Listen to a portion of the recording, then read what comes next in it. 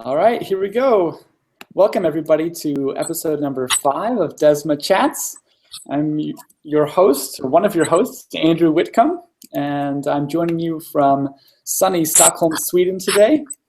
And we're really excited to have episode 5 of DESMA Chats airing, where we have a special guest joining us from Brazil, and her name is Fabienne Wolf. And she's doing research in the area of design management and looking a lot at measurement. And she's going to provide some of her thoughts and insights about research in Brazil and kind of how she's approaching her research down there. And we're also just going to talk about design management in general and how things are going. So Fabienne, maybe you could give us a little background on yourself and what you're up to. Yes, thanks, Andrew. Thank you very much for inviting me. And hi, everybody. I have a background in graphic design, and then my MBA in marketing, consumer behavior, and then my PhD in it's engineering, production engineering.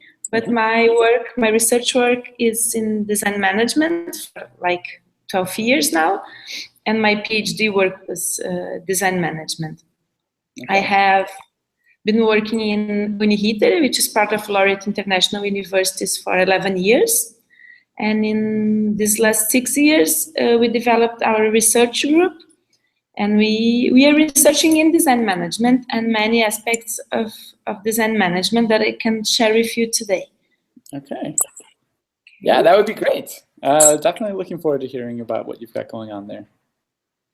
Okay, so just for you to know a little something else about our group, we are in South Brazil, in a city called Porto Alegre, which is the southest state capital from Brazil. We are in fact near Argentina, and so we have here our presentation about the research group. We've been working in design management through the perspective of this theoretical model, which was part of my PhD work. So we have the understanding that design and design management can happen in 3 dimensions: processes, competencies, and strategy. This has the background, the main background of design management. You know, Borja de Mazota work, Best's work, and many others that develop theoretical thoughts about design management. And we understand those dimensions in 2 ways. In the left side of the model, we have the understandings, which are the thoughts that people that work around design management inside an industry understand. By the way, this is a model that works better inside industries. Okay. That develop products better than in services or in graphic design studios, which we are testing now. So I'd rather talk about developing products. Okay. That we have tested and we know it works. So the understanding are the people. How people understand processes, how people understand design insertion and integration in those companies and the teams. Competencies are about methods and ways of doing design. And strategy about approach and intention. How does the company understand design and approaches design management, and for what kind of uses? Okay. And in the left side, we have the structures, which are the real facts, you know, not about understanding and perceptions, but about what does this company have. They have the team. How does the team relate to each other? How does the design team relate to the business part of the company or the financial part of the company? The competencies. We have the team itself.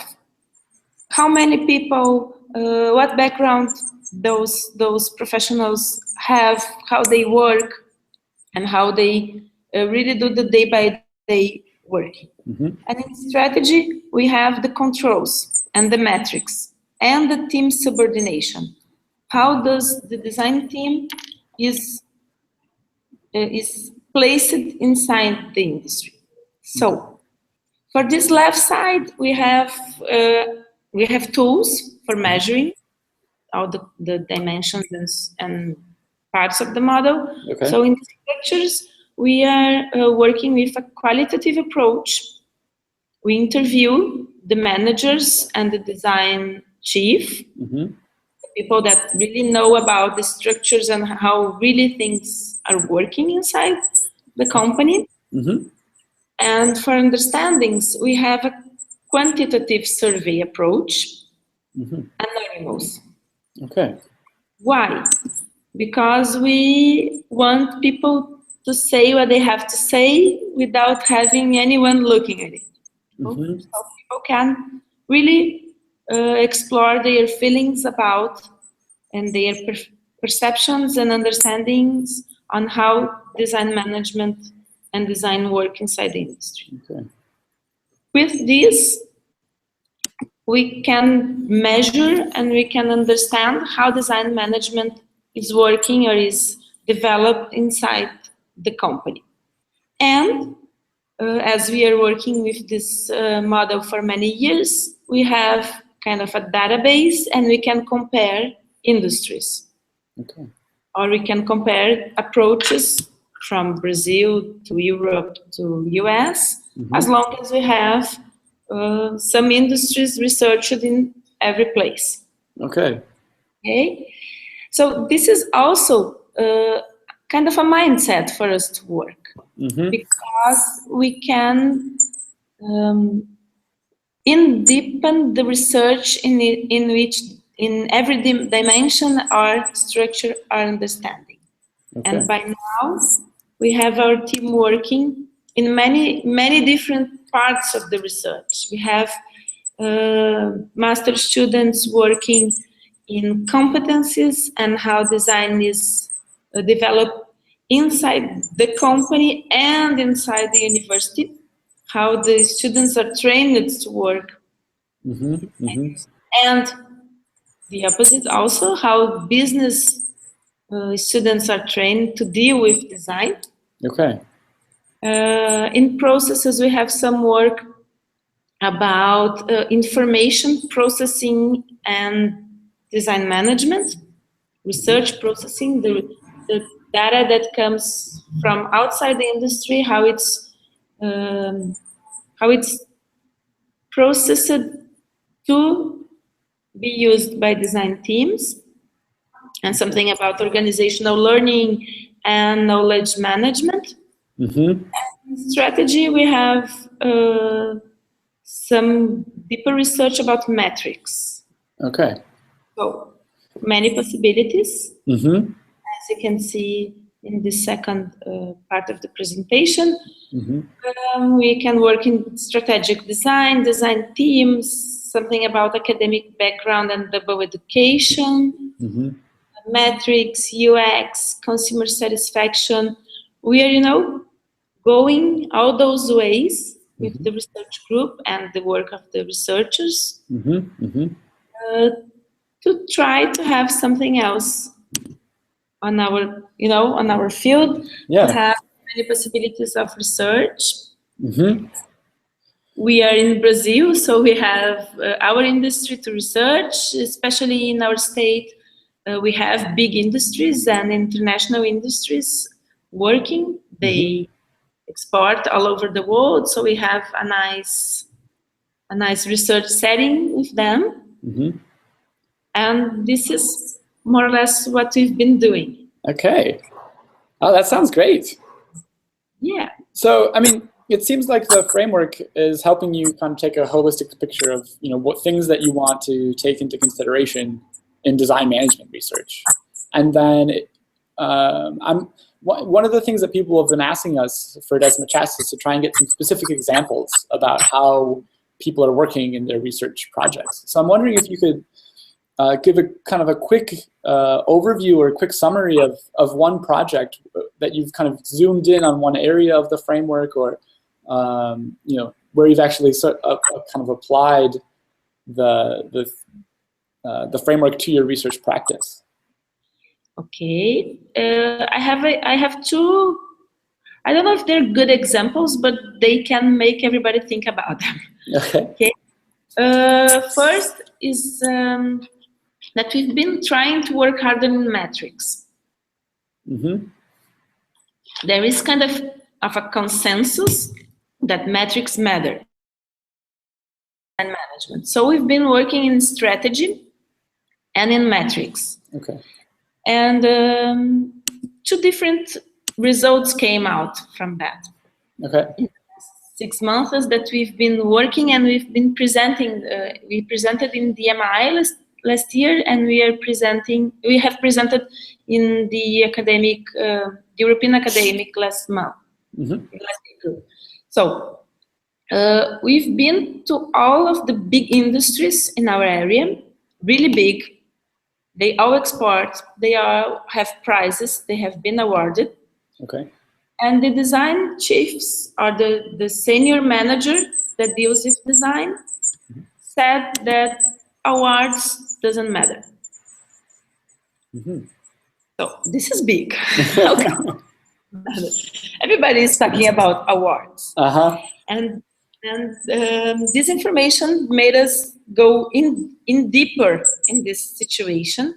Okay. And in fact, there is a big question in the big industries about awards. Of course, designers love to be awarded. This is really nice. When you have a project and you give so much from yourself and so many hours of work, and you get a really beautiful and useful product, it's nice to be awarded. It's really nice. Yeah. But for the companies here in Brazil, it doesn't matter. And it's really not the same that we can find in other researchers around the world. In Europe, almost every research says award matters. Right. Here not. So we are continuing this research, and it would be really nice if any other DESMA network participant have something about that to share. We've been talking last April in Paris with many colleagues, and some of them have the same feeling, but it's a feeling. It's not a result from research. Okay. So we are thinking, and we are already working deeper in this question. It will be very nice to have some other contributions from other places and other researchers from around the world about this thing about metrics. Yeah. We heard that many European industries are starting to think in the same way, that metrics doesn't perhaps have the result that the company thinks it should have in sales, probably sales, because this research that we conducted last year also showed that the main metric is sales. Okay. All those metrics that we love to share and to think about, they are really important. The value of design is really important, but for the manager, how much, how many pieces were sold, and of course, consumer satisfaction is also a metric of sales, and is attached to sales. So this is really interesting, and we are intending for the next 2 years to go in deeper in this question.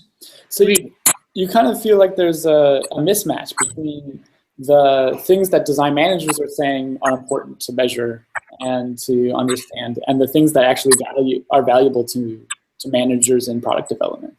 Yes, there is a mismatch, and we would like to know where is it exactly, because designers love awards. We love to have our work recognized. Perhaps the mismatch is between designers and companies, not between companies. Among the companies, they share the feeling that awards are not very much to increase the sales. So we have to understand what's going on, because this is important for designers also.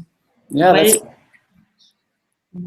and for the first in the first place, we thought, okay, Brazil is different, but from this last April, I can understand, no, we're not that different. I guess we were together, Andrew. We were together in this workshop about metrics and all that in Paris, and people from the European design management group are also starting to rethink metrics. So this is a way to develop research. I mean, do you think it's a bit of a challenge to designers who consider themselves more having kind of an artistic approach, you know, where it's a lot about their vision, and kind of how do you see a chance for designers to push back a little bit on companies and say, yeah, but awards do matter, or, you know, is there a little bit of a tension that's emerging there? That's interesting. Yes. There's something in this point also, and we heard from a big bus company design team here that they love and they prepare, you know, all the materials to send to the big award contest and all that, and for the main manager is just money spent, you know. And there is also something about design value. Yeah. When the manager thinks that it's just spending money, and designer thinks this is really nice, we need that. We need that, not just the sales to say that our work is good. Yeah. We need recognition from our colleagues to say that our work is good. There is something to research there. Yeah. And to understand, and this is those results probably can collaborate for us to understand better the design management situation and the processes, because it's in the core of the design management theory and the perspectives that managers and design can have to deal with each other. Yeah, you know? Absolutely. I mean, it goes into a little bit of the push-pull kind of perspective, where are designers really working from a kind of a market pull, or are they kind of pushing new things out there? Because if it is designers pushing things out there, then sales might not be very good at first. And if managers are actually using sales as a way to evaluate design, then it could mean that a really innovative design never gets the chance to take off because it hasn't performed well initially. And that's why metrics are such a, you know, the dearest topic now in some areas and for some of the researchers, because we have to prove that they have to wait for the cycle to go on, then the sales come. You know, this is the classic lifetime value cycle for products. You know, they have to grow and have to sell and then have to get to maturity and then they go. This is a part of our work now. Yeah. And another area that we've been working is about organizational learning, design learning, and design knowledge. Okay. And how companies work with researchers that they buy. Sometimes they just buy in the market. Sure. Customer research. How do they work with these results inside the company? The spread for the company, and how do they learn from that? Yeah. And from the design processes itself. You know? And that came from the observation of some researchers from our group, that in some companies, really nice ones and awarded ones, we don't have a designer. We have design competencies or something that you can call like that, because the product is beautiful. It sells a lot. The managers are really happy about the sales. They have, if awards, more than one, really nice products. And when you get there to interview the design team, there's no design team. So the first time it happened, and it had a specific company, going on here. No. And when you understand a little better, they have a team. Okay. But no one has a background in design. There's an engineer. He is familiar with design skills. Sure. And there is a very creative manager. Okay. And he can draw. So he can, express himself by drawing beautiful things that he thinks will go well in the market. And you have a nice engineer that can manage to, develop the product from the scratch or from some boss made, because he's the owner of the company. And ta-da! Sure. We have a beautiful product. And they are really very well positioned in high in their market. The highest prices probably here in Brazil for their products are from this company. So they have it all. Yeah. But design. And we are really triggered by them to understand a little better how it's working. Day by day, and really, how are the companies dealing with design? Yeah. I mean, that's quite interesting. And to me, it goes back to, you said that you started to notice that your framework has been really good for investigating product development and industrial companies. And I wonder if, in different industries, they require kind of different levels or depths or maybe permeation of design thinking and design practices within the organization.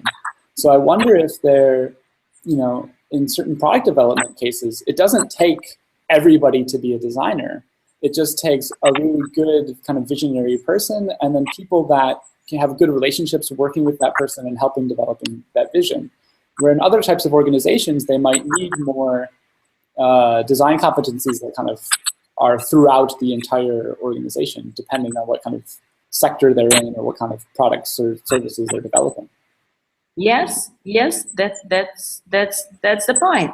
Probably here, if you can see the model again in your screen, we have the dimension of competencies, the team, and the methods.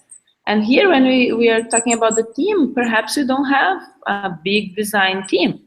We have the way of doing, or some skilled person that can really think and innovate and draw, and then we go. I really don't know. Interesting. And it's interesting to understand what goes on inside those companies too. It's important. Yeah. Really important. I guess this point is kind of a regional topic by now.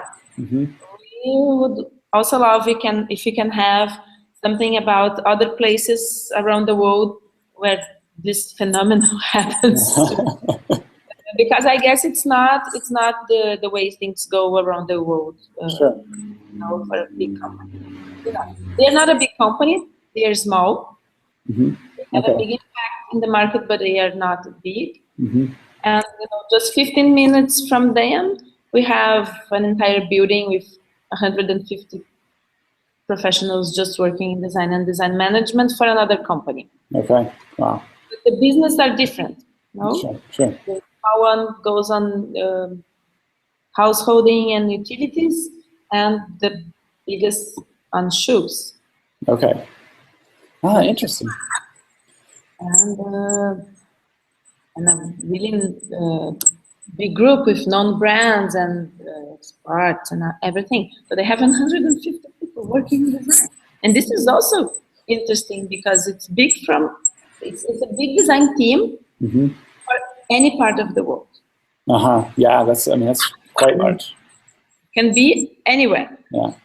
So they have also an interesting way of developing design and how they work with knowledge. We are working inside this company for organizational learning and knowledge and research results, and how do they use research results. Okay.